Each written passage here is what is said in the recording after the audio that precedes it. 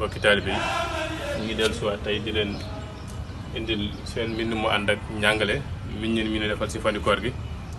tey nag ñuy delluwaat ba tey si jàngale yonent yàlla bi sallallahu alayhi wa sallam muy wax ci xëdd ba tey di wax naan ni'ma shuhurul mu'min ak tamr.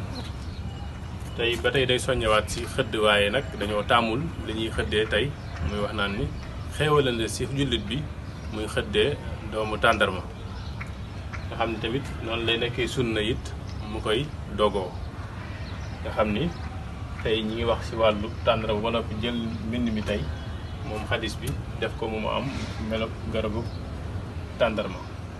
kon nag ñu ñaan suñu borom may ñu dégg ak topp ba noppi nangul nu suñu koor. asalaamaaleykum wa rahmatulah.